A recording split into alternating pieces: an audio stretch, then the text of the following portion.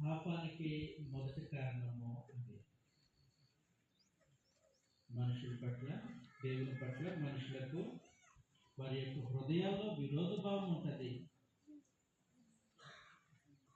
కొలస్సీలకు రాసినటువంటి పత్రిక 21వ వచనంలో మరియు గత కాలమందు దేవునికి దూరస్తులను మీ దుష్క్రియల వలన మీ మనసులో